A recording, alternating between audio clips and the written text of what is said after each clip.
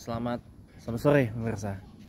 Hari ini hari Ahad 12 Januari 2025. Ya, 2 bulan lagi kita akan merayakan atau menang lebih tepatnya satu peristiwa yang mengubah Indonesia sekali untuk selamanya, ya, foreverly changed Indonesia gitu ya.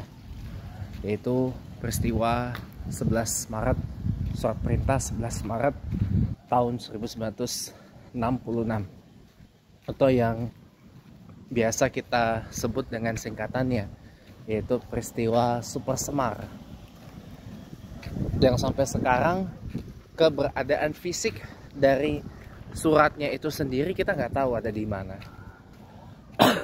Dan apakah suratnya itu benar-benar ada apa enggak gitu kan, kita nggak tahu kan, kita sama sekali tidak tahu keberadaan dari naskah Super Semar itu.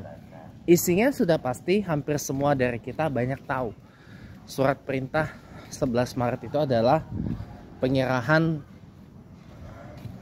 kekuasaan kepresidenan untuk sementara kepada Jenderal TNI Soeharto, yang pada saat itu menjabat sebagai, ya kalau sekarang namanya Kepala Staf Angkatan Darat atau Kasat ya, atau Panglima ABRI Angkatan Darat. Dan pada saat itu Pak Harto juga menjabat sebagai Pangkostrat pada saat itu. Tapi Super Semar itu ya berujung kepada pendongkelan Soekarno dari tampuk kekuasaan, malah jadi sebuah kudeta yang dilakukan oleh Soeharto kepada Soekarno.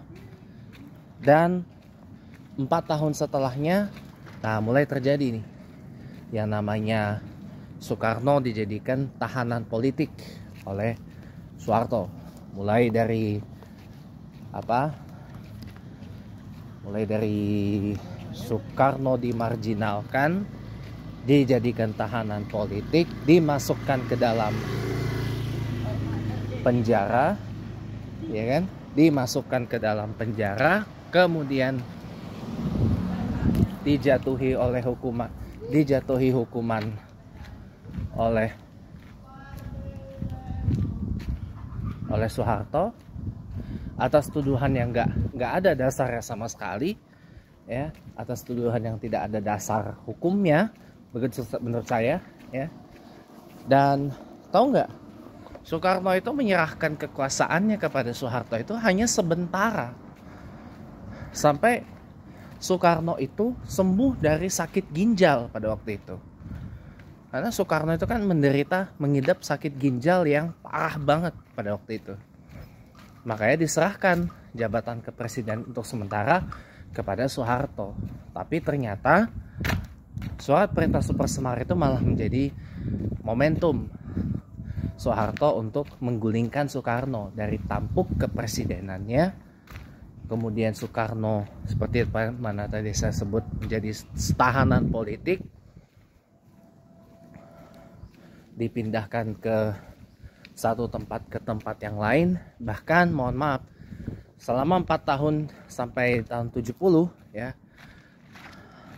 Soeharto itu menskenariokan pembunuhan berencana loh kepada Soekarno, ya, pembunuhan berencana kepada Soekarno.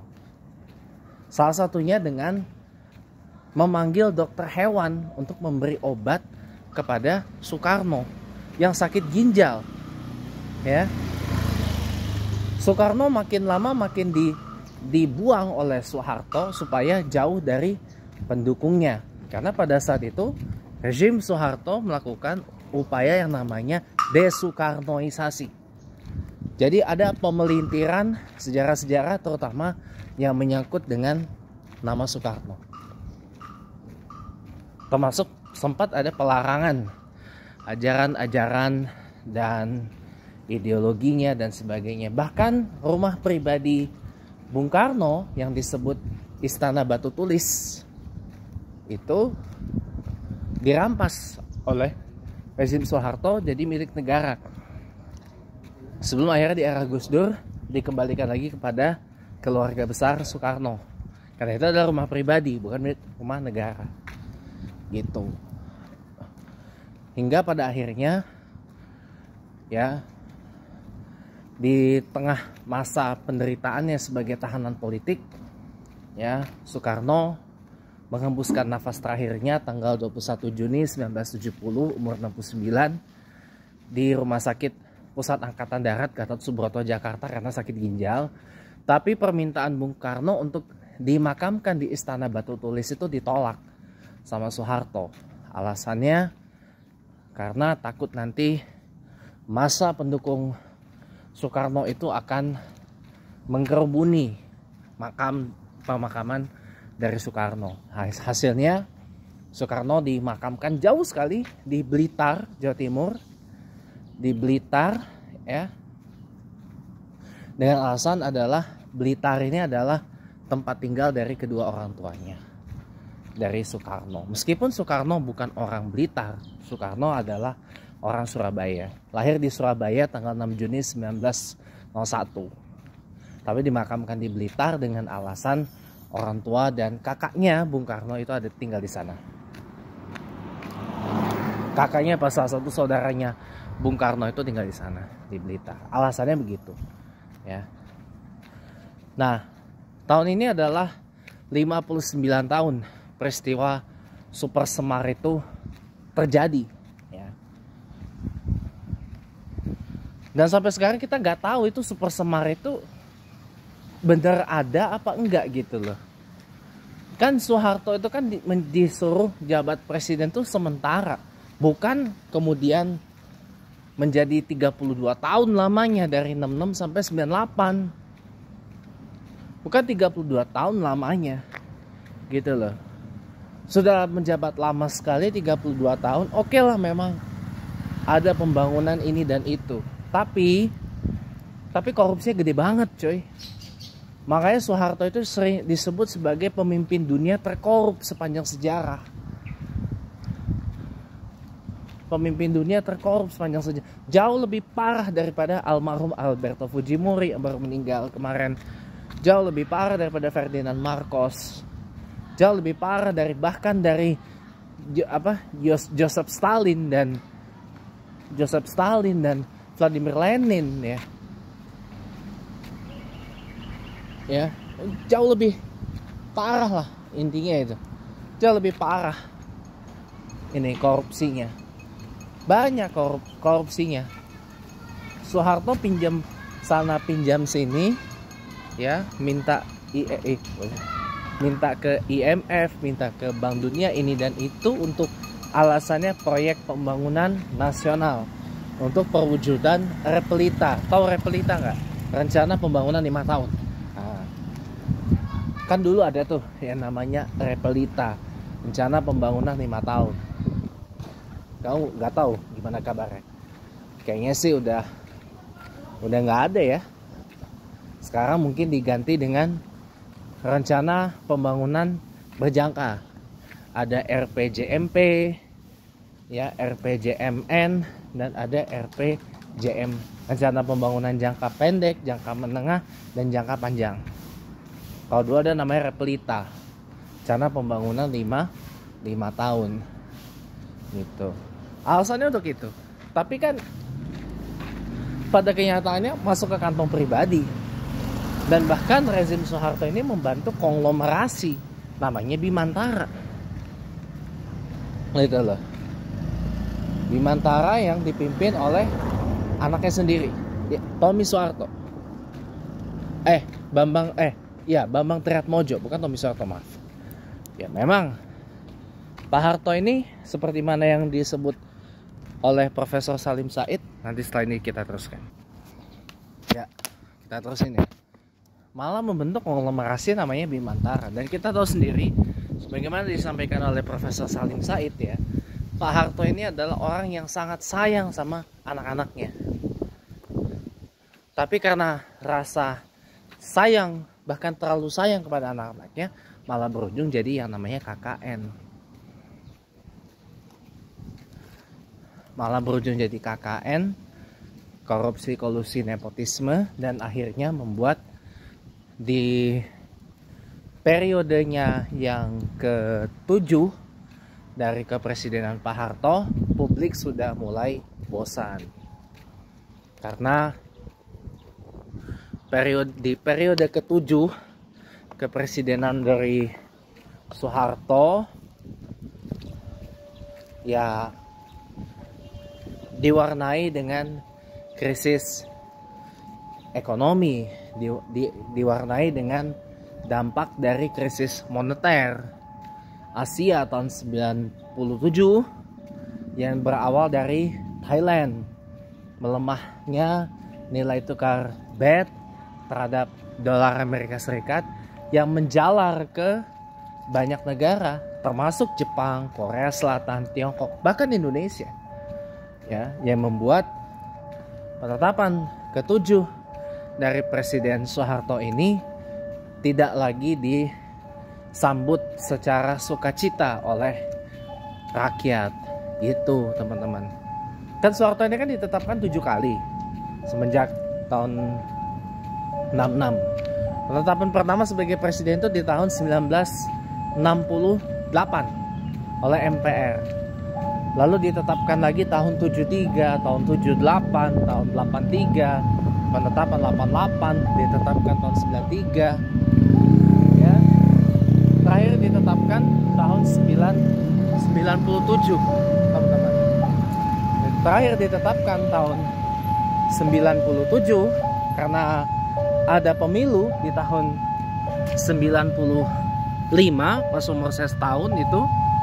Nah, jadi itulah yang membuat publik ini jadi marah dan tidak lagi sudah lost lah, sudah tak lagi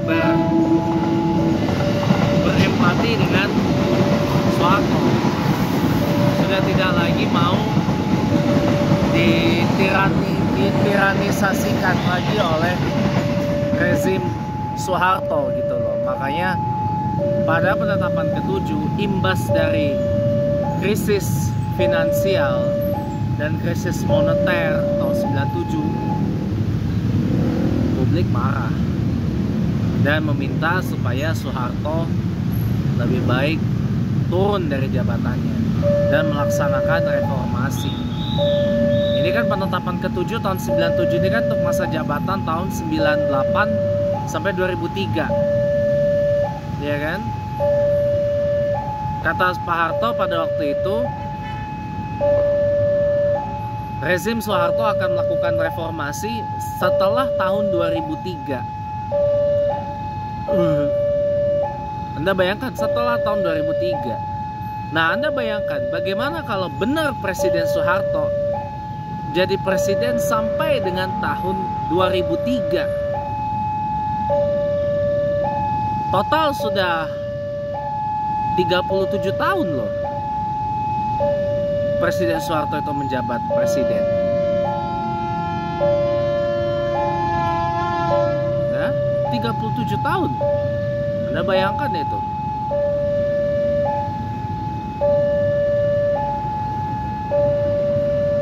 Tujuh tahun itu bukan waktu yang sebentar, itu waktu yang sangat-sangat lama. Dan Anda bayangkan 5 tahun pemerintahan Presiden Soeharto yang diamuk oleh rakyat sampai 2003, kalau memang itu terjadi, bisa rusak negara ini. Tapi untunglah tahun 98 rakyat sudah mulai mengatakan enough is enough.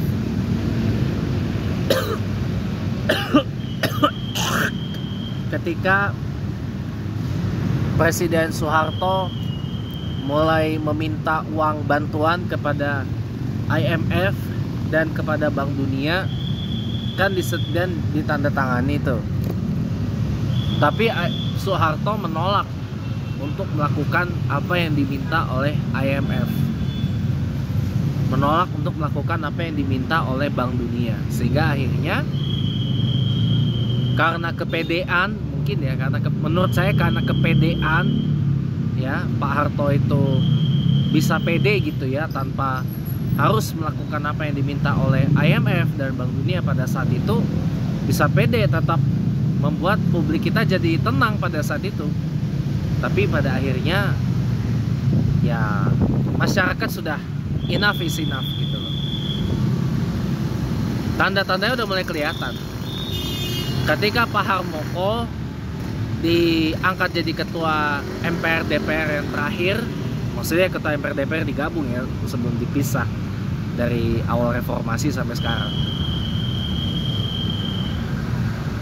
Pak Harmoko jadi ketua MPR DPR yang terakhir, palu sidangnya patah. Lalu kemudian 14 menteri di kabinet pembangunan ke-7 mundur, alon-alon mundur berjamaah. 14 menteri loh, 14 menteri, Anda bayangkan, 14 menteri dari 30-an menteri kabinet pembangunan ke-7. Hampir separohnya, separoh dari kabinet pembangunan ke-7 menterinya itu memilih mundur dari jabatannya.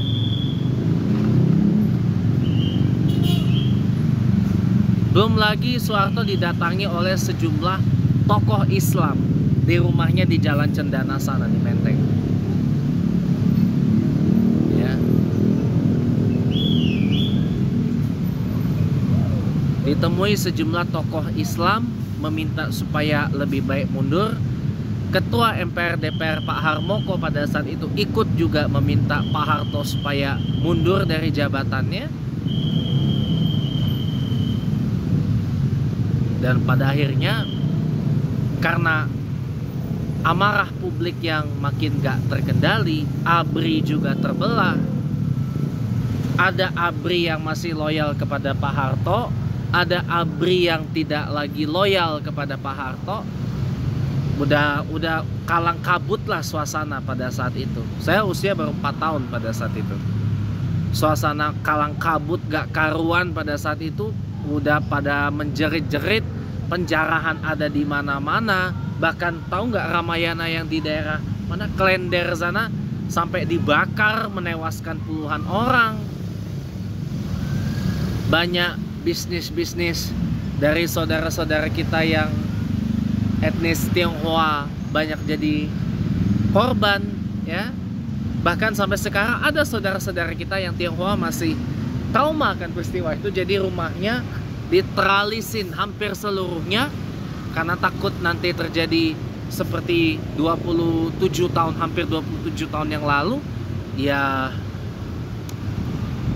pada akhirnya ya mohon maaf gitu ya, karena situasi udah makin gak karu-karuan, kalang kabut ya. IMF juga sudah nggak mau bantu, Bank Dunia juga sudah nggak mau bantu, ADB juga nggak mau bantu, hingga pada akhirnya puncaknya adalah 21 Mei tahun 98 ya, dengan sangat berat hati lah.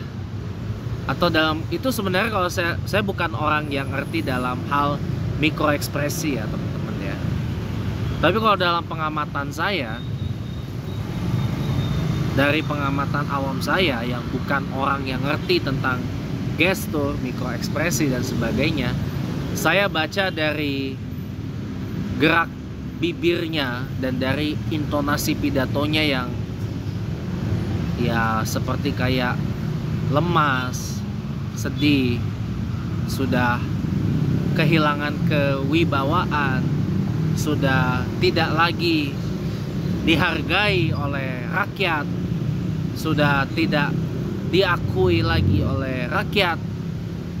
Ibaratnya sudah dianggap hantu lah sama rakyat gitu loh. Dianggap ini makhluk apa ini? Makhluk goib, ini makhluk halus gitu, makhluk halus gitu sama rakyat pada saat itu. Dari pengamatan awam saya loh ya.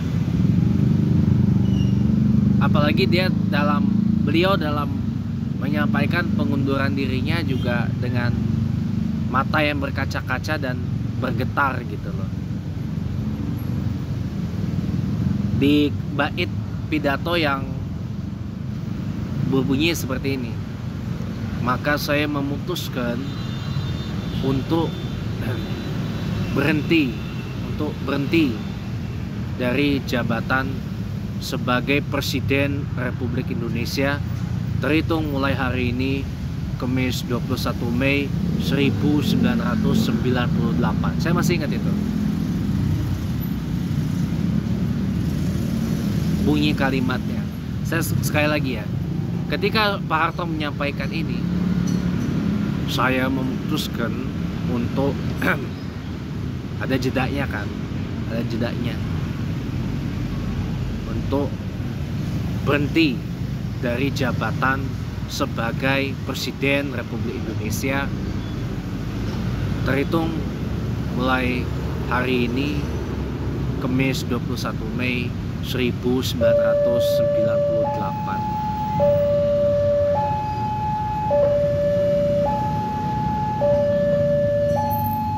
Anda bayangkan, Anda nanti lihat sendiri deh ya.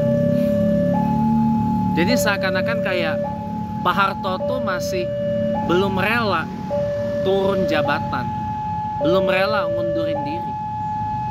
Apalagi setelah menyatakan resignation-nya, menyaksikan wakil presiden terakhirnya Pak Harto, Profesor B.J. Habibie, dilantik sebagai presiden di Istana Negara oleh Hakim Mahkamah Agung, karena nggak bisa dilakukan di gedung MPR DPR karena dikepung. Raut mukanya aja udah beda. Raut mukanya udah beda dan memilih meninggalkan Istana Negara dan Istana Merdeka itu dengan muter ke belakang, bukan motong. Dan ketika pulang ke Cendana ya Soeharto tuh mencoba tegar gitu. Tapi dalam hatinya masih belum rela, belum ikhlas, belum percaya gitu loh kalau dia harus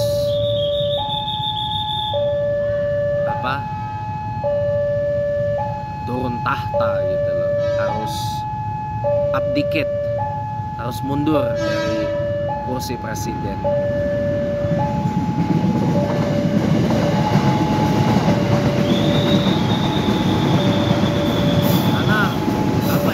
Soeharto mundur dengan penuh kehinaan bagi saya. Sudah tidak lagi diakui sebagai presiden, sudah tidak lagi diterima sebagai presiden oleh rakyat. Ya, bahkan, mohon maaf, yang lebih menyakitkan lagi, dua orang loyalnya, Habibie dan Harmoko, ini balik arah. Kan jadi kayak memendam rasa kecewa gitu loh ya, tapi itu yang terjadi. Percaya sama saya, kalau jabatan didapat dengan cara yang tidak benar, maka jabatan itu akan berakhir juga dengan cara yang tidak benar gitu. Percaya, Soeharto menjabat presiden dengan cara mengkudeta Soekarno, memaksa Soekarno untuk mengundurkan diri, menyerahkan kekuasaan presiden pada Soeharto. Itu yang dia alami 32 tahun kemudian. Rakyat yang memaksa Soeharto untuk mengembalikan mandatnya kepada rakyat. Sekarang teman-teman, untuk mengakhiri Chatterbox hari sore Ahad sore hari ini ya, saya pengen berbagi kepada Anda. Andai Bung Karno masih hidup sampai sekarang, mungkin kita tidak akan melihat Pak Harto dan Habibie jadi presiden. Andai Soekarno tidak sakit ginjal, andai Soekarno itu tidak membuat super semar, mungkin bisa jadi presiden sampai di tahun 7 bahkan 80-an, bahkan 90-an. Ya, bahkan 90-an. Di tahun 91 ya, ketika Pak Harto pertama naik haji, Soekarno itu usia udah 90. Ya, udah 90. Andai Bung Karno menjadi presiden sampai tahun 2000, usia beliau sudah 99 tahun. Anda akan bayangkan, Amerika Serikat dan Sekutu Barat akan segan dengan Indonesia. Gak berani ngaca-ngaca, gak berani mencawe-cawe Indonesia. Dan gerakan non-blok, non-aligned movement ini akan kuat. Sabah dan Sarawak jadi bagian dari Indonesia, bukan milik Malaysia. Sabah, Sarawak, Sipadan, Ligitan, Ambalat ya, akan jadi punya Indonesia. Jadi punya Indonesia.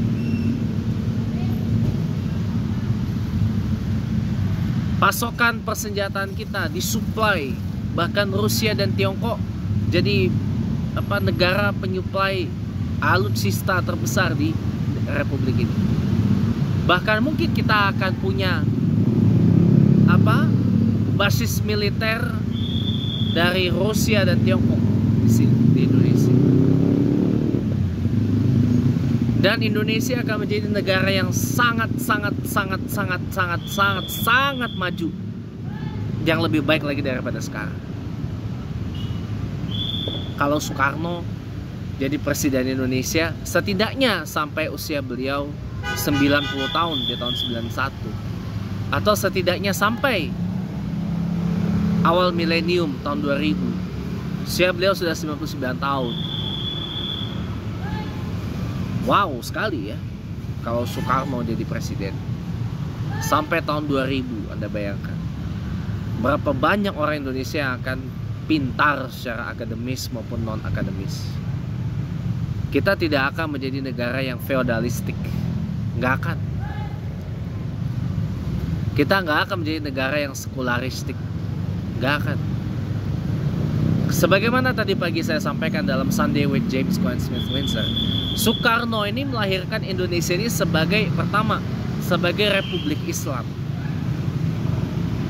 yang kedua sebagai Republik Sosialis, yang ketiga sebagai Republik Rakyat, People's Republic, yang keempat sebagai Republik Demokratik, Democratic Republic.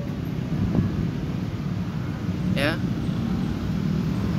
Jadi Soekarno melahirkan Indonesia ini sebagai negara sosialis yang berasaskan Islam.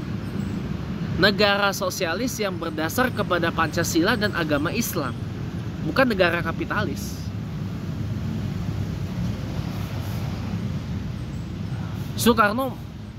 Soekarnoisme dan Marhainisme ini kan adalah pengejawantahan dari konsep sosialisme versi Indonesia, bukan komunis loh. Indonesia ini dilahirkan Soekarno sebagai negara sosialis, sebagai negara sosialis, bukan sebagai negara kapitalis.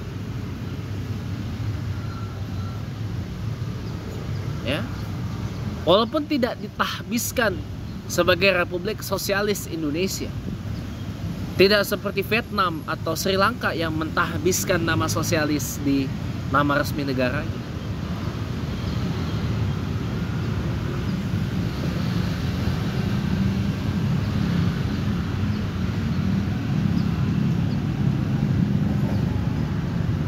Makanya jadi Indonesia ini dilahirkan oleh Soekarno sebagai Republik Islam, sebagai Republik Sosialis, sebagai Republik Demokratik, dan sebagai Republik Rakyat sebenarnya, sebagai People's Republic.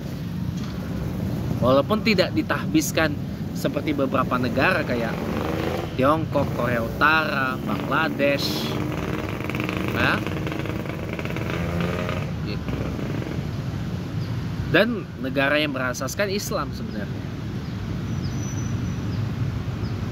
walaupun tidak eksplisit seperti Pakistan atau Iran atau Mauritania yang menyebut namanya sebagai Republik Islam secara eksplisit.